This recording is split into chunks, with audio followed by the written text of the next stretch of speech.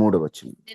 పడిన తరువాత ఆయన శ్రమ పడిన తరువాత 40 దినముల వరకు వారికి అగుపడుచు 40 దినములు వాపడుచు దేవుని రాజ్య విషయములను గూర్చి బోధించుచు దేవుని రాజ్య విషయములను గూర్చి బోధించుచు అనేక ప్రమాణములను చూపి వారికి తన్ను తాను అనేక ప్రమాణములు చూపి తనను తాను వారికి సజీవునిగా కనపరుచుకొనెను. మీరు ఆలోచించండి, యేసుక్రీస్తు ప్రభు పునరుద్ధానుడైన తరువాత భూమి మీద ఎన్నాళ్ళున్నారు? 40 దినములు ఉన్నారు. ఆయన 40 దినములు ఏం చేశాడు అంటే, శ్రమ పడిన తరువాత శిలువ యాగము పూర్తయ్యాక 40 రోజులు అందరికీ కనిపిస్తూ దేవుని రాజ్యములను గూర్చి బోధించుచు అనేక ప్రమాణములను, రుజువులను దేవుని రాజ్యం ఉందని చూపించే ఆయన మరణాన్ని గెలిచి లేచిన సజీవుడని అందరికీ కనపరుచుకున్నాడట. ఏం చేశాడు? కనపరుచుకున్నాడు. నిజం చెప్పాలంటే 24 పెద్దలు సాష్టాంగపడి కొలిచి ఆరాధించేటువంటి యేసయ్యను ఏడుస్తూ దేవదూతలు ఎల్లప్పుడూ కొనియాడుతూ ఉంటాయి. అటువంటి దేవుడు కనపరుచుకున్నాడట భూమి మీద. నేను సజీవుణ్ణి, నేను మరణాన్ని గెలిచి లేచాను. మనకు అనిపిస్తుంది, అయ్యా నువ్వెందుకు వాళ్ళ దగ్గరికి వెళ్ళి నేను సజీవుణ్ణయ్యాను, ఎందుకు నువ్వు కనబడాలి వాళ్ళకి? అంటే వాళ్ళకి కనబడేటట్లుగా వాళ్ళకి ఎందుకు కనపరిచి వాళ్ళకు రుజువులు ఎందుకు చూపించాలి? నువ్వు ఒకరి దగ్గర నిరూపించుకోవాల్సిన అవసరం ఏముంది? నీవు మరణాన్ని గెలిచి లేచావు, అందరికీ తెలుసు. నువ్వు మళ్ళీ 40 రోజులుండి మరణాన్ని గెలిచి మహిమ శరీరం వచ్చాక కూడా 40 రోజులు భూమి మీద ఉండి అందరికీ ఎందుకు కనపరుచుకోవాలి? అందరి దగ్గరికి వెళ్ళి ఎందుకు నేను మరణాన్ని గెలిచి లేచాను, పునరుద్ధానున్నయ్యాను అని ఎందుకు నువ్వు నీ పునరుద్ధానాన్ని ఎందుకు కనపరుచుకోవాలి? నిజంగా దేవుడు లేచాడని చెప్పి ఆయన శిష్యుల్ని కలిసి అందరినీ కలిసి ఆయన ఎందుకు అలా కనబడాలి? చాలా మంది ఒక మాట అంటారమ్మా, మీరు అర్థం చేసుకోండి. నా భక్తి నాకు దేవునికి తెలిస్తే సరిపోదులే, ఒకరికి కనబడాల్సిన అవసరం లేదు, ఒకరికి కనిపించాల్సిన పని లేదు అని మనం అనుకుంటాం. కానీ యేసుక్రీస్తు ప్రభు రివర్స్ లో ఉన్నట్లు అనిపిస్తుంది. ఆయన కనపరుచుకున్నాడట తాను సజీవుడని. ఒకటి గుర్తుపెట్టుకోండి, ఈ లోకంలో బ్రతుకుతున్నాం కాబట్టి క్రైస్తవుడు బైబిల్ చదివితే లోకము క్రైస్తవుని చదువుద్ది. లోకము క్రైస్తవుని చదువుతుంది కాబట్టి ఎవరేమనుకుంటే నాకెందుకు అనే మూర్ఖత్వంతో క్రైస్తవుడు ఎప్పుడు బ్రతకూడదు. తాను ఎవరైతే తనని చూస్తున్నారో ఆ లోకానికి తానొక మాదిరిగా కనపరుచుకోవాలి. మన లోకమునకు లోబడవలసిన పని లేదు, కానీ మనము సజీవులమని లోకానికి కనపరుచుకోవాలి. మనం సజీవులం ఏంటయ్యా అంటే యేసుక్రీస్తుతో పాటు మనం మరణమయ్యామని ఉంటుంది రోమాలో. అవన్నీ చూపించడానికి సమయం లేదు. యేసుక్రీస్తుతో పాటు మరణమై ఆయనతో పాటే పునరుద్ధానం పొందామట. యేసు ప్రభు ఎలా చనిపోయాడో పాపము విషయమై మనం అలా చనిపోయి బాప్తిస్మం అనే ప్రక్రియ ద్వారా మరలా తిరిగి పునరుద్ధానం అయ్యాం మనం. ఇప్పుడు మనం పునరుద్ధానం అయ్యాక మనం సజీవులమని యేసు వలె లోకానికి కనపరచాలి. యేసు వలె కనపరచడం అంటే ఏంటంటే, ఒకప్పుడు నేను పాపంలో ఉన్నాను, ఒకప్పుడు నేను అబద్ధాలు ఆడేవాడిని, ఒకప్పుడు నేను దొంగలించేవాడిని, ఒకప్పుడు నేను మోసగాడిని, ఒకప్పుడు నేను అన్యాయం చేసేవాడిని. నా ప్రభువు నా పాపపు జీవితాన్ని, చచ్చిన జీవితాన్ని మరలా తిరిగి బ్రతికించి నన్ను సజీవునిగా, అంటే తన జీవము నాలో ఉంచాడు. ఈరోజు నేను మారాను అని లోకానికి మనం కనపరుచుకోవాలి. సజీవులమని కనబడాలి. లోకం ఏమనుకుంటే నాకెందుకు, ఎవరేమనుకుంటే నాకెందుకని మూర్ఖమైన భక్తి చెయ్యొద్దు. మన ద్వారా ఒక వ్యక్తి దేవుని యొద్దకు రావాలే తప్ప దేవుణ్ణి విడిచి వెళ్ళకూడదు. ఈరోజు చాలా మంది క్రైస్తవ్యాన్ని వదిలేయడానికి కారణం కొంతమంది క్రైస్తవుల ప్రవర్తనే. చాలా మంది దేవునికి దూరం అయిపోవడానికి కారణం కొంతమంది క్రైస్తవులే. ఈ క్రైస్తవుల యొక్క మూర్ఖ ప్రవర్తన, మొండి ప్రవర్తన, వాక్య విరుద్ధమైన ప్రవర్తన ద్వారా ఇప్పుడిప్పుడే ప్రార్థనలకు వచ్చేవారు రాకుండా పోతున్నారు. కొంతమంది క్రైస్తవులు భక్తి పేరట చేసే వింత పనుల ద్వారా చాలా మంది దేవునికి దూరం అయిపోతున్నారు. కానే కాదు, దేవుడు లోకానికి సజీవుడని కనపరుచుకున్నాడు. మనం యాక్షన్ చేయమని చెప్పట్లా. మళ్ళీ వినండి, కొంతమంది యాక్షన్ చేస్తుంటారు భక్తిలాగా. యాక్షన్ కాదు, కనపరుచుకోవాలంటే నీలో ఉన్నదే లోకానికి నువ్వు చూపించాలి. అందుకనే మత్తయి సువార్త 5:16 ఎంత చక్కగా చెప్తారో చూడండి. మత్తయి సువార్త 5:16.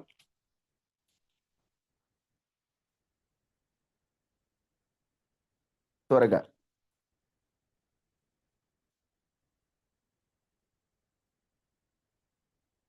మత్తయి సువార్త 5:16. మనుష్యులు మీ సత్క్రియలు చూచి పరలోకమందున్న మీ తండ్రిని మహిమపరచునట్లు పరలోకమందున్న మీ తండ్రిని మహిమపరచునట్లు వారి ఎదుట మీ వెలుగు ప్రకాశింపనీయుడి. మీ సత్క్రియలు ఎవరు చూడాలి? ఫస్ట్ మనుష్యులు మీ సత్క్రియలు చూచి. అసలు మనలో మంచి క్రియలే లేకపోతే, లోకానికి మనం కనబడేది మంచి ప్రవర్తనతో కనబడకపోతే దేవుణ్ణి మహింపరుస్తారు. మన సత్క్రియలను చూసి, మనం కనపరిచే విధానాన్ని చూసి ఒక వ్యక్తి దేవునికి మహిమ చెల్లించాలబ్బా. ఎంత తగ్గింపండి ఈమెకి, బా వీళ్ళ దేవుడు ఎంత గొప్పవాడు, ఎంత ప్రేమండి ఈమెకి, ఎంత ఓర్పండి ఈమెకి, ఎంత మంచితనం అండి ఈ అబ్బాయికి, బా వీళ్ళ దేవుడు ఎంత నమ్మకస్తుడు, ఎంత గొప్పవాడు, ఎంత నమ్మదగిన దేవుడు, వీళ్ళు దేవుడికి ఎంత నమ్మకంగా ఉంటారు అనుకోవాలి మనల్ని చూసి. అదే ఇక్కడ మనుష్యులు మీ సత్క్రియలు చూచి పరలోకమందున్న మీ తండ్రిని మహిమపరిచినట్లు వారి ఎదుట మీ వెలుగు ప్రకాశించాలి. మనం ప్రకాశించే జ్యోతులమండి. మన ప్రకాశం లోకం చూడాలి, మన లోకాన్ని కనబడాలి.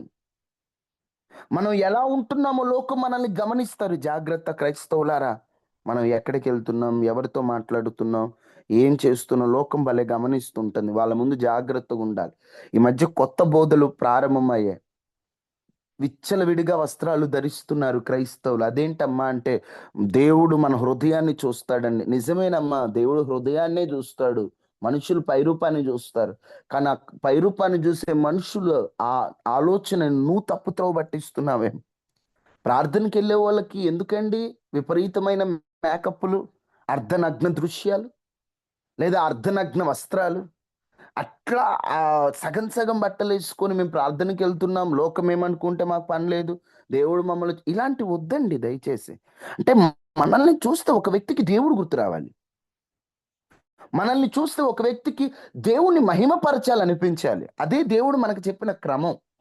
కానీ ఈరోజు మనల్ని చూస్తే అబ్బో లెగిస్తే ప్రార్థనకు పోతారు, ఏంద్రే వీళ్ళు బతికెట్లుంది అనుకుంటున్నారు లోకం కొంతమందిని చూసి. మన ద్వారా దేవునికి మహిమ రాకపోయినా పర్లేదు, కానీ అవమానం వస్తే ఎట్లా చెప్పండి? క్రైస్తవులే ఆ ప్రవర్తన ఎంత జాగ్రత్తగా ఉండాలో. మన వెలుగు లోకానికి ప్రకాశించాలి. యేసుక్రీస్తు ప్రభు 40 దినములుండి తాను సజీవుడని కనపరుచుకున్నట్లుగా మనము కూడా ఏమి ప్రాముఖ్యంగా లోకానికి కనపరచాలో ఒక 2-3 విషయాలు మీతో చెప్తాను. మనము లోకానికి ఏమి కనపరచాలి? లోకం మనం కనపరచినట్టు అర్థం వాళ్ళ ముందు కావాలని ఉండటం కాదు, లోకం చూస్తున్నారని ఇవి మాత్రం మనలో ఉండేటట్లుగా చూసుకోవాలి. నెంబర్ 1, యోహాను సువార్త 13:35.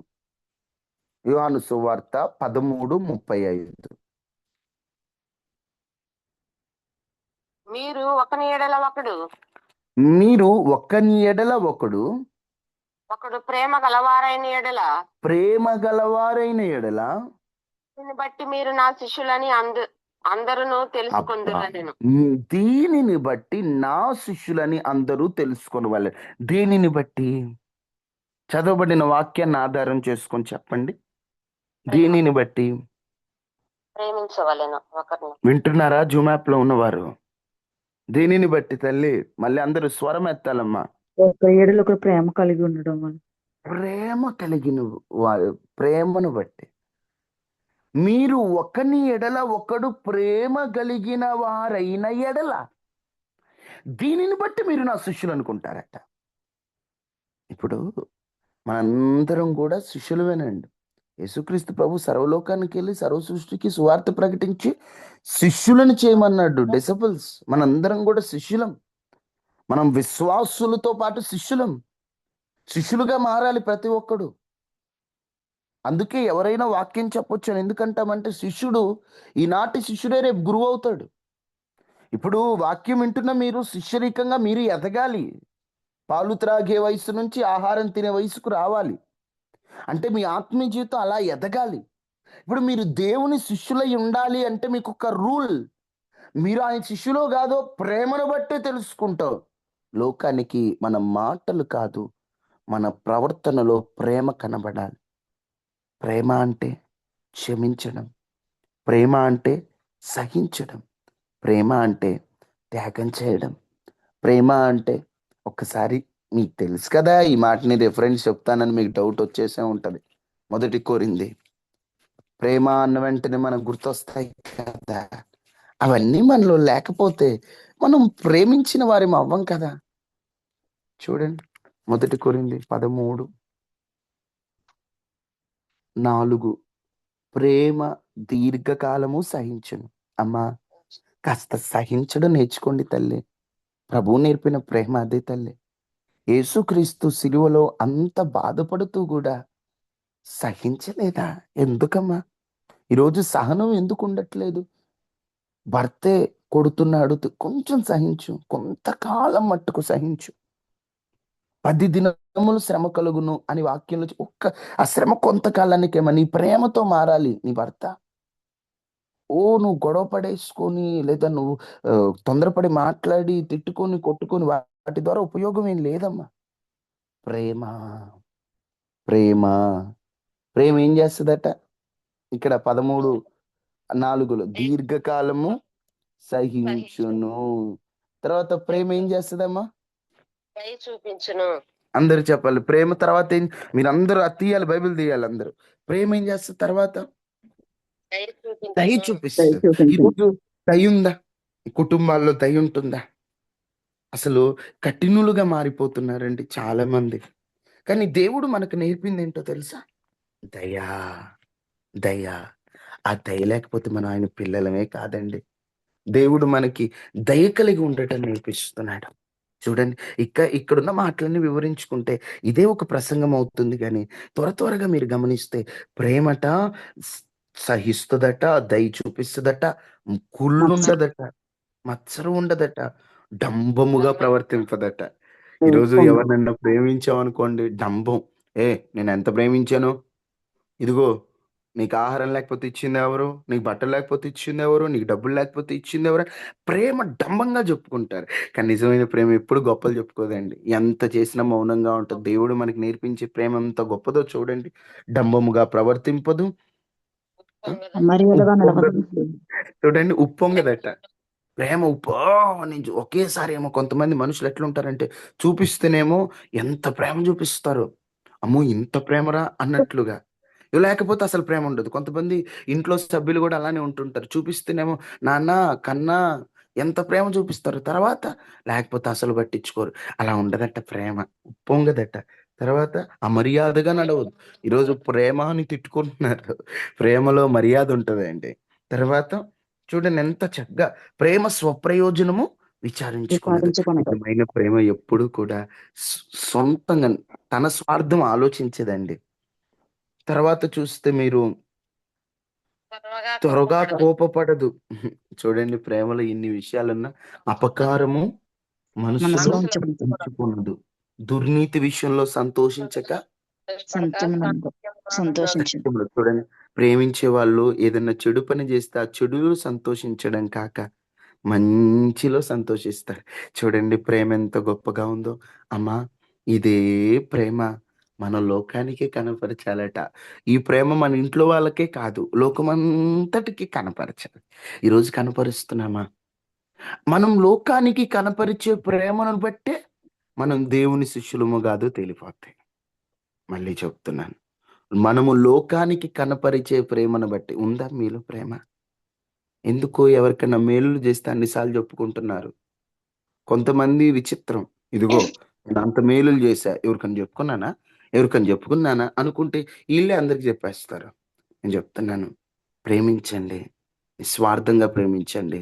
లాభం ఆశించకుండా ప్రేమించండి. ఎందుకయ్యా అంత ప్రేమ అంటే, యేసయ్య నాకు నా ఎడల ఇంత ప్రేమ చూపించాడు. నేను ఆయన పోలికలో సృష్టింపబడిన మనుషుల ఎడల అంత చూపించలేను గానీ, అంతలో కొంతైనా చూపిస్తాను. నా దేవుడు ప్రాణం పెట్టి అంత చూపించాడు. నేను కనీసం అంతలో కొంతైనా నేను చూపిస్తానని ప్రేమ చూపించండి. ప్రేమను కనపరచండి. అమ్మా ప్రేమగా ఉండండమ్మా. వాళ్ళెలాంటోళ్ళైనా పర్లేదు. ప్రేమించు. ప్రేమించు తల్లి. ప్రేమించు. బ్రదర్ మీకు తెలీదు బ్రదర్ వాళ్ళు మూర్ఖులు. ప్రేమించమ్మా.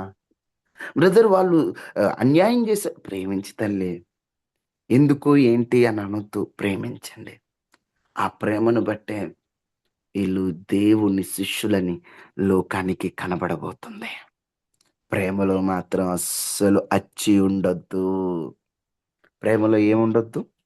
వచ్చి ఉండదు. ఆ మాట బైబిల్‌లో ఉందా లేదా? ఉంది. ఉంది కదా! ఎంత అంటే ప్రేమలో అప్పు ఉండకూడదు మనం. ప్రేమించే విషయంలో మనం ఎలా ఉండాలి? ఆతిథ్యం విషయంలో, ప్రేమించే విషయంలో క్రైస్తవుడు ఎప్పుడు ముందే ఉండాలండి.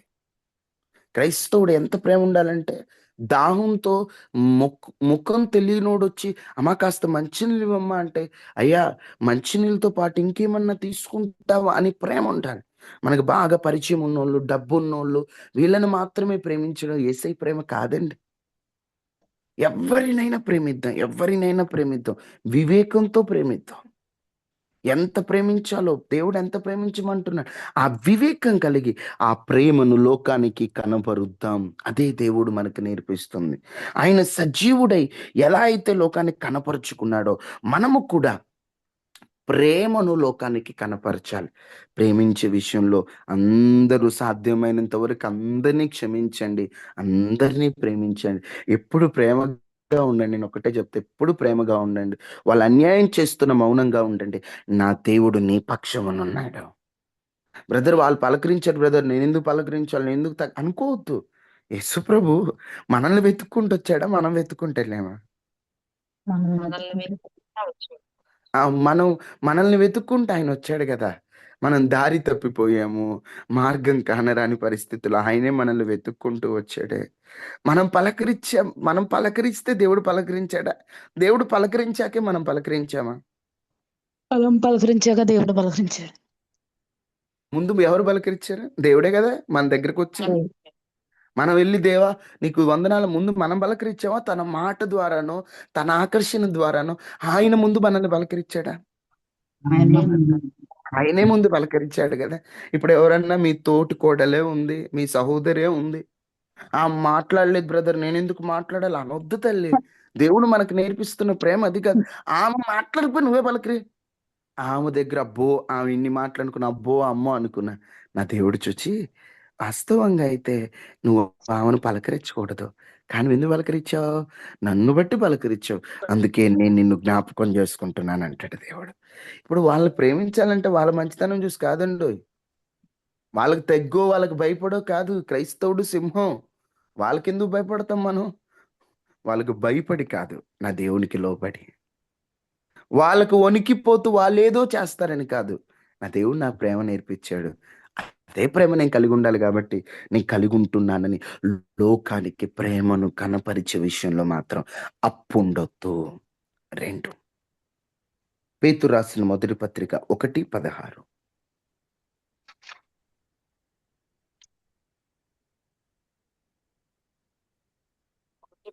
1:16 అందరికీ తెలిసిన వచనమే.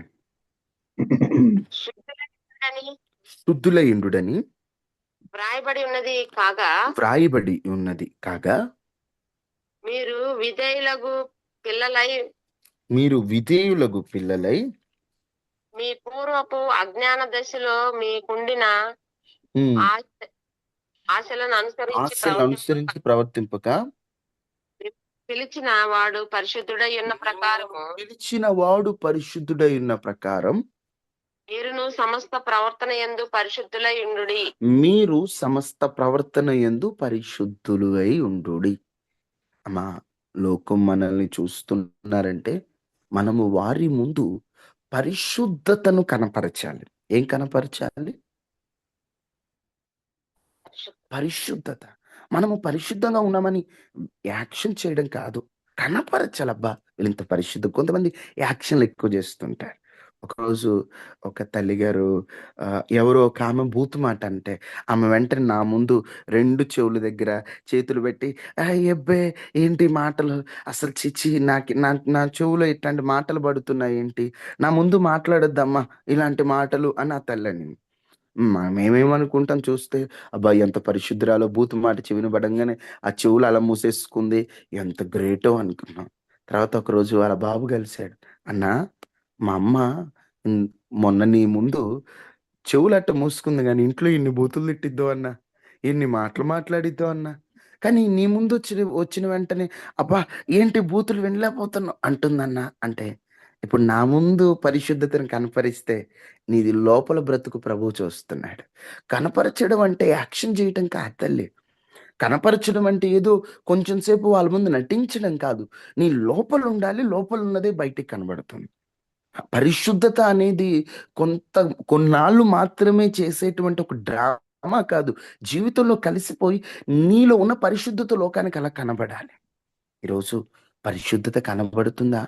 నీ మాటల్లో లోకం పరిశుద్ధత చూస్తుందా? నీ ప్రవర్తనలో లోకం పరిశుద్ధత చూస్తుందా? కాగా ఎవడైనను క్రీస్తు నందుంటే వాడు నూతన సృష్టి. మనం నూతన సృష్టి లోకం చూస్తుందా? మన మార్పు, మనం ఎలా ట్రాన్స్ఫార్మ్ అయ్యాం, అప్పుడు ఎలా ఉన్నాం, ఇప్పుడు లోకం గమనిస్తుంటారండి. నువ్వు బాప్తీసం తీసుకోకముందు, ప్రార్థనకు రాకముందు నువ్వు బూతులు మాట్లాడి, ఇప్పుడు బూతులు మాట్లాడి, ప్రార్థనకు రాకముందు గొడవల్లోకి వెళ్ళి, ఇప్పుడు గొడవలకు వెళ్ళి, ప్రార్థనకు రాకముందు నువ్వు టీవీలు చూసి, ఇప్పుడు టీవీలు చూసి, ఇక నీ లోకం ఏం గమనిస్తుంది? అమ్మో ఏంటి ఇలా ఉంది అని లోకం గమనిస్తుంటారు. దయచేసి మీరందరూ కూడా గమనించండి. లోకం మనల్ని గమనిస్తున్నప్పుడు మన పరిశుద్ధత కనపరిచే విషయంలో మాత్రం మనం చాలా జాగ్రత్తగా ఉండాలి. చాలా జాగ్రత్తగా ఉండాలి. లోకం మనల్ని ఎంత జాగ్రత్తగా గమనిస్తుంటారు. మన మార్పు లోకానికి కనబడాలి. మన మార్పు లోకానికి కనబడాలి. ఒకటి, లోకానికి ఏం కనబడాలని చెప్పాను? ప్రేమ కనపరచాలి. 2, పరిశుద్ధత లేదా మార్పు కనపరచాలి. 3, సమయం లేదు త్వరగా వెళ్ళిపోదాం. 4వ అధ్యాయం అపోస్తలులు 13వ వచనం. అపోస్తల కార్యములు 4:13. వారు పేతురు యోహానుల ధైర్యము చూచినప్పుడు వారు పేతురు యోహాను ధైర్యము చూచినప్పుడు విద్యలేని పామరులను గ్రహించి ఆశ్చర్యపడి వారు విద్య లేని పామరులు అనుగ్రహి వారు యేసుతో కూడా ఉండిన వారని గుర్తెరిగిరి. వారు యేసుతో కూడా ఉండిన వారని గుర్తెరిగిరి. వీరు విద్య లేని పామరులు పేతురు యోహాను, కానీ వాళ్ళలో ఉన్న ధైర్యాన్ని చూచి ఆశ్చర్యపోయారట జనుడుగా. నీ ధైర్యాన్ని లోకాన్ని కనపరచాలి. ఏం కనపరచాలమ్మా? నీ ధైర్యం. ఇప్పుడు క్రైస్తవుడే ప్రతిదానికి అమ్మో అయ్యో భయం పడుతుంది, అమ్మో అయ్యో ప్రతిదానికి పిరిగితనంగా ఉన్నావు అనుకో, లోకానికి ఏం చూపిస్తున్నావు? ఎన్ని శ్రమల లాంటి అలలు వ్యక్తిగా లంగరు వంటి నిరీక్షణతో కథలకు ఉండాలి కదా. ఈరోజు చిన్నవాటికి క్రైస్తవుడు భయపడిపోతున్నాడు. చిన్నవాటికి అమ్మో అయ్యో అని టెన్షన్ పడిపోతున్నారు. చిన్నవాటికి అమ్మో అయ్యో అని భయపడే పరిస్థితుల్లోకి వెళ్ళిపోతున్నారు. ఇలా అయితే లోకానికి ఏం కనపరుస్తాం మనం? ఆలోచించండి. లోకం మన ధైర్యాన్ని చూడాలి. చూసి అబ్బా వీళ్ళకి ఇంత ధైర్యం ఎక్కడి నుండి వచ్చింది అని వాళ్ళు గుర్తెరగట. ఓహో వీళ్ళు యేసయ్యతో పాటు ఉన్నోళ్ళు కదా అని తిరిగారట లోకం. ఈరోజు నిన్ను చూస్తే అమ్మో నీతే అంత ప్రార్థన చేస్తే ఎందుకు అంత భయపడుతున్నావు అంటారు లోకం. అంటే మన ప్రార్థన మన భక్తి జీవితం మనకు వస్తుందండి. దేవుడు మనకు ధైర్యాన్ని ఇస్తాం కలిగిన ఆత్మని దేవుడు మనకి ఇచ్చాడు. మనం భయపడకూడదు. ప్రతిదాన్ని గుర్తుపెట్టుకున్న లోకానికి నీ ధైర్యం కనపరచాలి. అమ్మ వీళ్ళు ప్రభువుని నమ్ముకున్నారు అందుకే ఇంత ధైర్యంగా ఉన్నారు. ప్రభువుని నమ్ముకున్నారు అంతే మానసికంగా ఇంత బలంగా ఉన్నారు. అమ్మో నేనైతే దాన్ని అన్ని లోకానికి కనిపించాలి. అంత ధైర్యాన్ని కనపరిచే విధంగా మీరు సిద్ధపరచాలి అని. ఒకటి ప్రేమ కనపరచాలి. 2 మార్పు మీ యొక్క పరిశుద్ధత కనపరచాలి. 3 మన లోకానికి కనపరిస్తే అప్పుడు మనం కూడా సజీవుడైన ప్రభువుని నమ్ముకున్న వారిగా సజీవులు మన లోకాన్ని కనపరిచిన వారిగా అవుతాం. అందరూ కనబడాలి. నా పరిశుద్ధత లోకానికి కనబడాలి. కనపరుచుకోవాలి. చెప్పండి. నాకు చిన్న ప్రార్థన ఇంటి దగ్గర డబ్బులు ఉన్నాయి మీ వాయిస్ బ్రేక్ అవుతుందండి. నాన్న పని దగ్గర ప్రార్థన అంటే మీ ప్రేయర్ రిక్వెస్ట్ వినిపించలేదంటే మళ్ళీ ఒకసారి చెప్పరా? అంకుల్ పని దగ్గరికి వెళ్తున్నారు కదా. అవునవునండి. అక్కడ డబ్బులు ఇవ్వలేదు నాన్న. అమౌంట్ ఇవ్వలేదు. ఇవ్వలేదు. ఓకే ఓకే ఓకే కొంచెం వచ్చేలాగా ప్రార్థన. ఓకే ఓకే ప్రార్థన చేద్దాం. అంటే అంకుల్ గారు పనికి వెళ్తున్నారు, అక్కడ డబ్బులు లేదు. దేవుడు వారి మనసు ప్రేరేపించినట్లుగా ప్రార్థన చేద్దాం. చెప్పండి అక్క. జ్వరంగా ఉందమ్మా నాకు ప్రార్థన చేయాలనుకుంటున్నాను. చేస్తానక్క. పిల్లలకి ఎలా ఉన్నట్టు? పిల్లలు తీసుకెళ్ళడం నేను కాకినాడ ప్రార్థన తీసుకొచ్చారు. ఓకే ఓకే అక్క. ప్రార్థన చేస్తానక్క. చెప్పండి అమ్మా. ఇమానియల్ నా. శ్యామ్ ఈరోజు కాలేజీకి వెళ్తున్నాడు. ఓకే అన్న, శ్యామ్ కొరకు ప్రార్థన చేయిస్తాను. ఈరోజు ఫైనల్ ఎగ్జామ్ ఓకే. యశ్వంత్కి యశ్వంత్కి సెమ్ అన్నా చాట్ బాక్స్ లో మొదలు పెట్టారు ఈ రోజు నుంచి. ఒక్క నిమిషం. ఓకే అన్న, ప్రేయర్ చేస్తాను అక్క. ఒక్క నిమిషం. Chat box prayer request. Okay. సునీతక్క ముగ్గురు పిల్లలకి, అత్తగారికి అందరికి ఫీవర్ గా ఉంది. నిన్న వాళ్ళు అందరు అనారోగ్యంతో ఉంది. ఆటో పెట్టుకుని హాస్పిటల్లో ఉన్నారంట. వారి కుటుంబము స్వస్థత కొరకు ప్రార్థన చేద్దాం. పద్మమ్మ గారు వారి భర్త గారు కూడా కళ్ళు తిరిగి పడిపోయారు. వారి కోసం కూడా ప్రార్థన చేద్దాం. అవునమ్మా. సరేమ్మా. శృతక్క వారి కుటుంబం కూడా అందరూ జ్వరంతో ఉన్నారు. పద్మమ్మ గారి కుటుంబ పరిస్థితులు కూడా బాలేదు. అయ్యో వీటన్నిటి కొరకు మనం ప్రార్థన చేద్దాం. ప్రార్థన చేద్దాం. మహాపరిశుద్ధుడ, మహోన్నతుడు అయిన దేవ, కృపా సత్య సంపూర్ణుడ, మహా అద్భుతాలు చేసేటువంటి దేవా నీకు వందనాలు నాయన.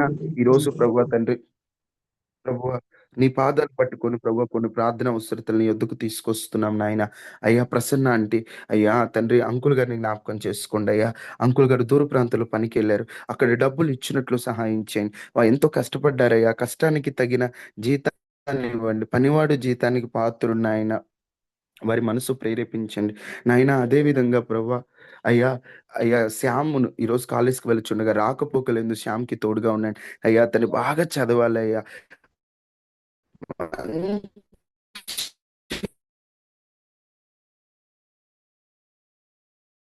ప్రభా తండ్రి సెకండ్ ఇంటర్ చోట మీరు సీట్ ఇవ్వండి అయ్యా. యశ్వంత్ కూడా ఈరోజు సెమ్ ఎగ్జామ్ జరుగుతున్నాయి. మంచి జ్ఞానాన్ని ఇవ్వండి అయ్యా. ఏ ఎగ్జామ్లో ఏ క్వశ్చన్కి ఎటువంటి ఆన్సర్ రాయాలో ఆ బిడ్డకు మీరు తగిన తెలివిని మీరు నేర్పించండి స్వామి. అయ్యా ఆ బిడ్డ పక్షాన మీరుండి కృప చూపించండి ప్రభు, బలపరచండి ప్రభా. అదేవిధంగా తండ్రి వేణక్క ప్రభా తండ్రి జ్వరంతో బాధపడుతున్నారు, ఎక్కడ స్వస్థపరచండి. అదేవిధంగా శృతక్క కుటుంబం అంతా జ్వరంతో హాస్పిటల్కి వెళ్ళారని విన్నామయ్యా. అయ్యో కుటుంబం అంతా పరిస్థితిలో ఉంటే మీరు స్వస్థపర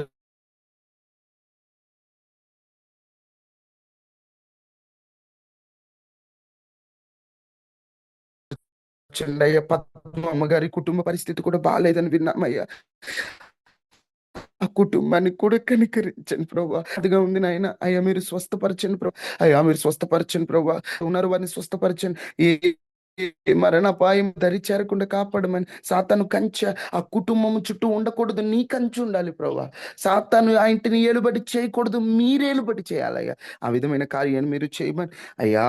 తండ్రి ఎంతో మంది ప్రేయర్ రిక్వెస్ట్లు చెప్పారు, వాటన్నిటికీ కూడా మీరు జవాబు అనుగ్రహించి మీరు తోడుగా ఉండమని ఏ సుశక్తి కలిగిన నామంలో అడిగి వేడుకొని ఉన్నాము తండ్రి. ఆమేన్. ఆమేన్. తండ్రి అయిన దేవుని ప్రేమ, కుమారుడైన యేసుక్రీస్తు వారి కృప, పరిశుద్ధాత్మ నిన్న సహవాసం. ఆమేన్. ఆమేన్. అందరికీ వందనాలమ్మా. అమ్మా ఇప్పుడు చెప్పిన ప్రేయర్ రిక్వెస్ట్ల కొరకు మనం ప్రార్థన చేద్దామమ్మా. దేవుడు ఇష్టపరచాలి.